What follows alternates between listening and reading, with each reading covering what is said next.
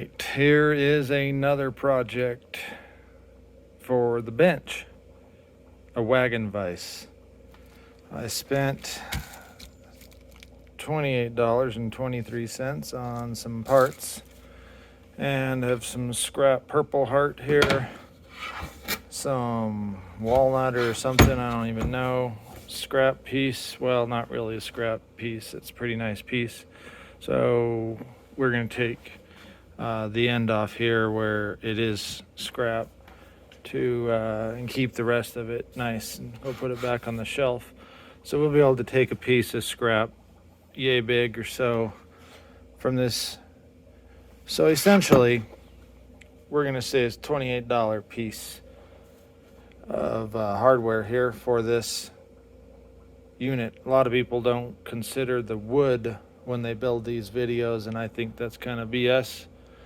Because when you say something costs 28 bucks, why it better cost 28 bucks. And anyone who's got a shop will have some scrap wood around, but I see these guys throwing out $100 pieces of maple or something like that and their scrap pile to make these things, which just isn't at all truthful. So I'm hoping to get away with, like I said, about a hand-sized piece of this here, which could be considered scrap. That's kind of iffy even then, but this definitely is scrap. That'll be the handle, and this, we're actually going to create the box, what'll sit in the center here, moved around by, pinched by those two here.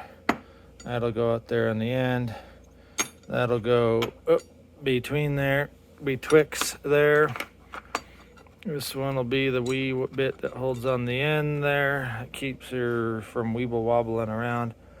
And then, let's see. What the hell am I doing with these? Oh yeah, I'm gonna pinch these right in there like so. And then this comes over here, here. You get the idea. And, well, let's get her put together, start cutting, hacking, beating, and banging.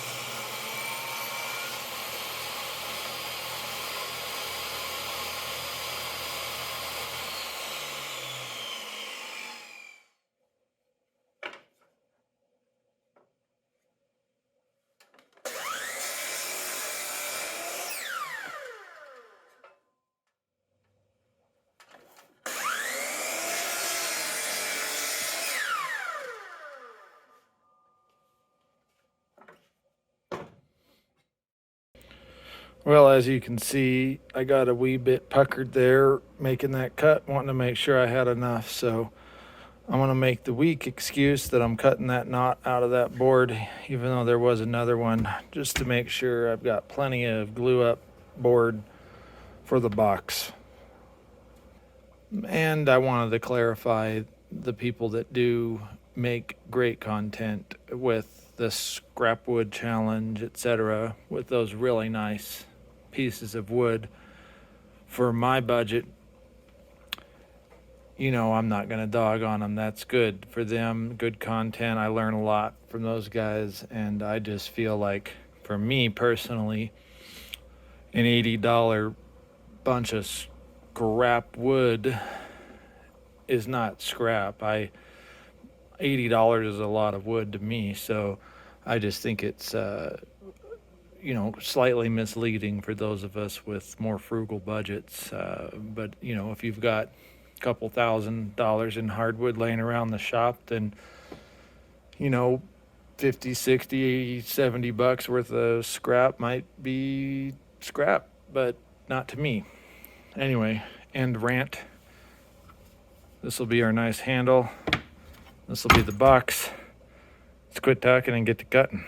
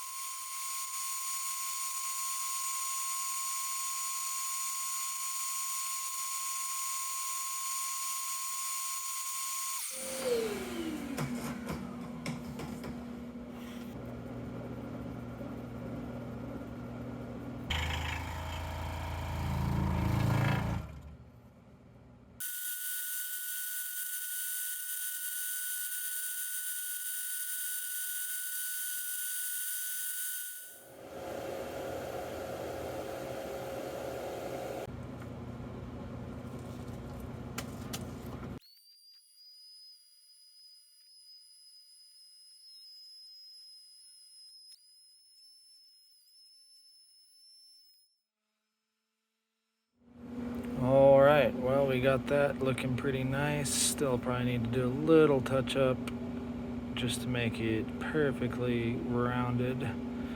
But we'll notice that when we put some oil on it. For now, I want to get this on the threads, and I want to make sure it's facing like that as it sits out, so that the pressure you apply to tighten the vise is on the curve. I think that'll feel nicer in actual use. Rather than leaving it rectangle, I just thought it'd be more fun to have it have a little bit of shape, a little bit of character to it. I was gonna double dip here, kind of helicopter-y looking deal, but I just got a little nervous about the strength. Although this is Purple Heart and super hard, super strong, I still, with that grain the way it is there, I just wasn't 100% confident. Definitely didn't want to go to all this work and have it snap you off. So let's get this thing on here. So after giving it a wee bit of thought, I think I'm just going to try to twist it on and risk it. I'm pretty sure I'll either cut the threads in, wallow it out, or break it. Let's see which it is. Because I thought that was a smart idea. Now I'm thinking that was... Well, there we go.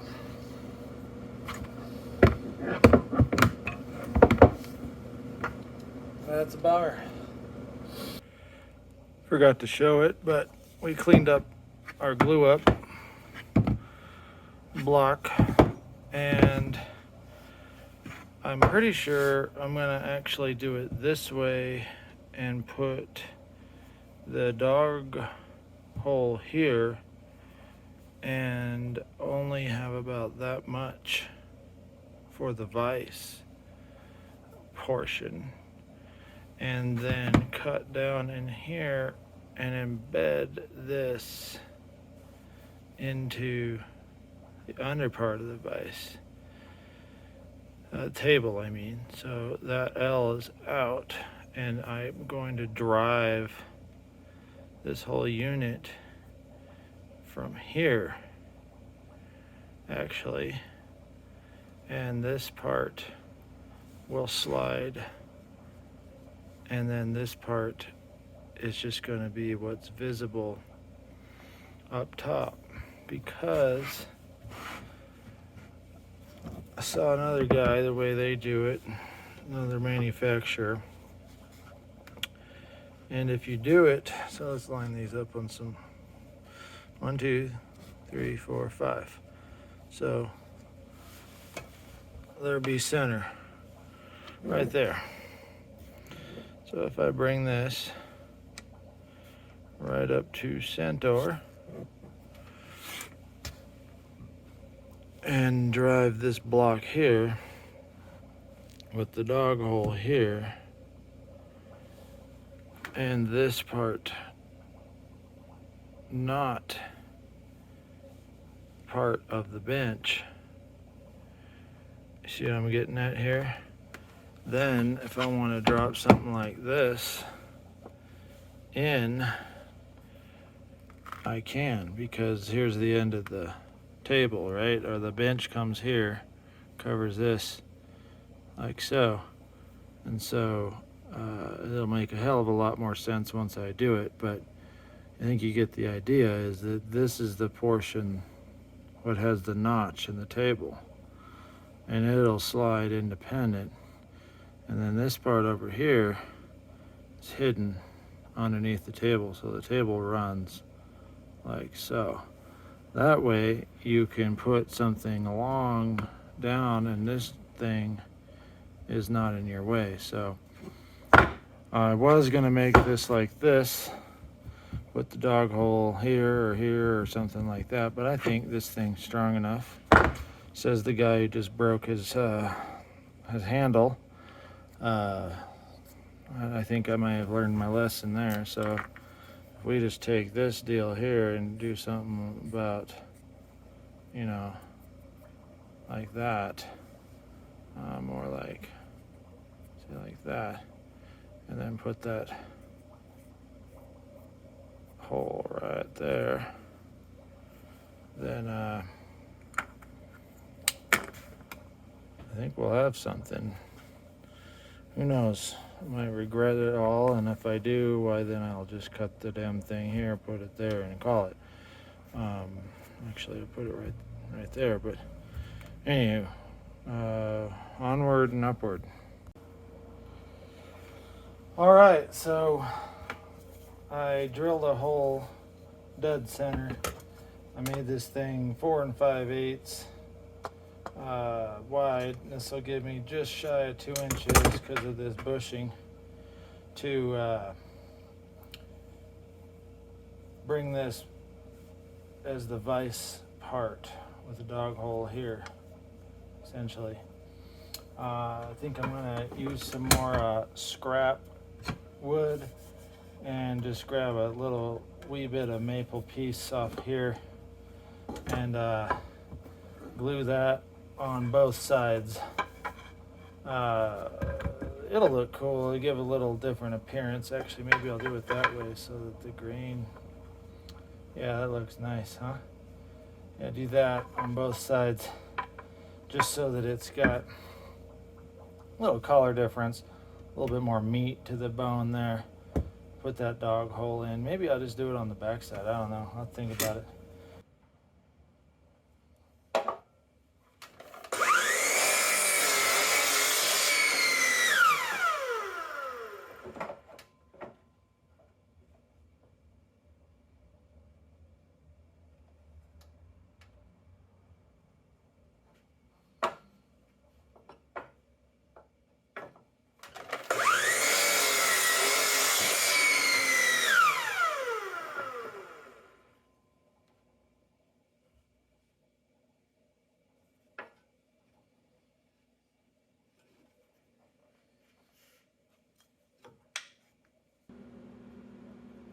Well, laying in bed last night, I started thinking about how excited I was yesterday after breaking my handle, which, I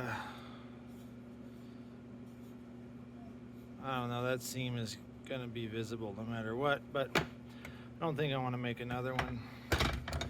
I might decide to, I don't know. This bothers me.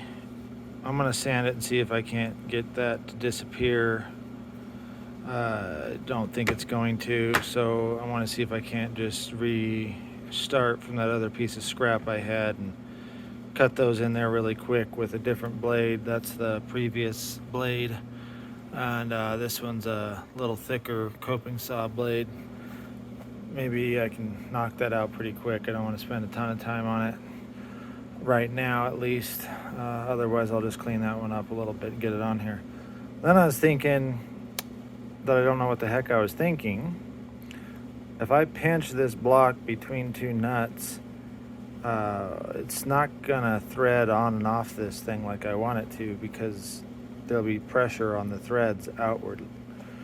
So I don't know what the heck.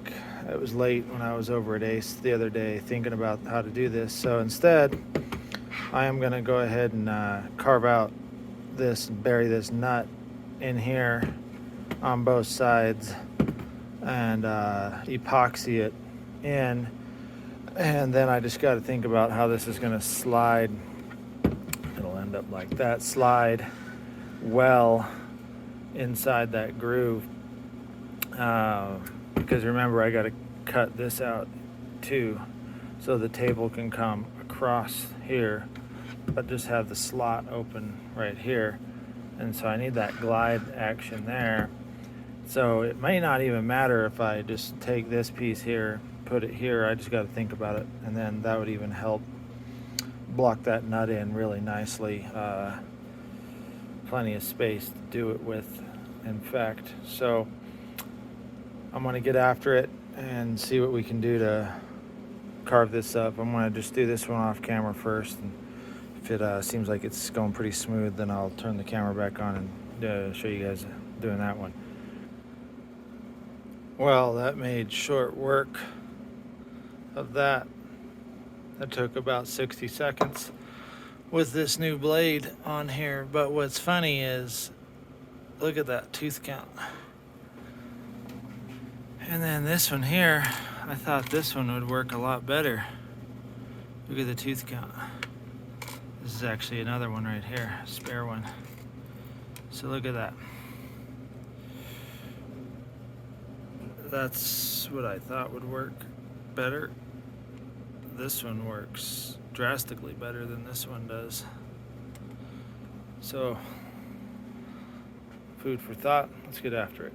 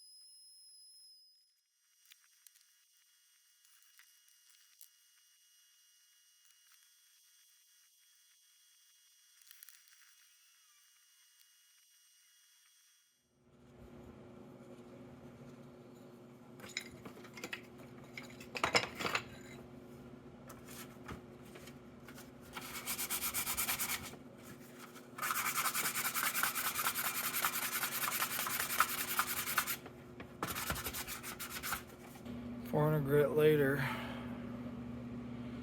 pretty smooth, and I'm pretty sure I got all the lines out. And I actually like that handle a lot better than this handle. This is nice, but it's also pretty big for the end of that vise. I think that one's a lot nicer. Second time's a charm. So let's get this on the threads without snapping it. All right, so I traced this nut out and just began chipping away at the wood here with my chisel. Got a long way to go, so put this on a time lapse and kind of get after it for a few.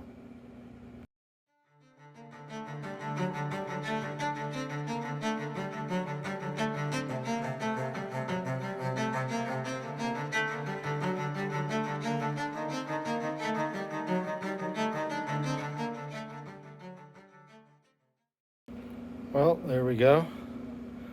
that is fitted tight enough in there. Had to hammer it in. I will run some epoxy there. When I epoxy the handle there, super crappy thing. Look at that. It cracked again. I'm really surprised that that cracked. Thought it would be a little tougher. It is with the grain though, like that. Super bummed. I really like this handle. So I think what I'm going to try to do is I've loosened it up so that it fits. And I think I'm just going to epoxy it and see if that works. And maybe even drill a screw hole through here or a pin all the way through. I'm not sure, but I think it'll look really nice still when it's done and be super functional and be able to tighten enough. There is a wagon vise ready to be installed into a bench. I have not epoxied that on yet because I'm not sure about that just yet. I'm also not entirely sure about the weeble wobble of that, and we'll find that out. And I will need to do a cutout here so that the bench can cover that, but I'm not going to do that until I actually get that bench built. In an upcoming video, after I finish that bench, we will install this vise and I'll follow it up. But for now, I thought I would at least post this up so people can see how they might make one of these on the cheap. One thing to note from the very beginning of the video and the way that I was going to describe things, I kept that in there so everyone can see how things shift over time. I actually took this out from inside there because it was skewing this ever so slightly, and I didn't want that. I wanted this to be perfectly straight coming through there. And this is really all it needs. So, you know, that $28 could actually come down a little bit because, I mean, a guy might not even need that washer if he didn't want it. That washer is really just there. There's no real reason it doesn't have to be.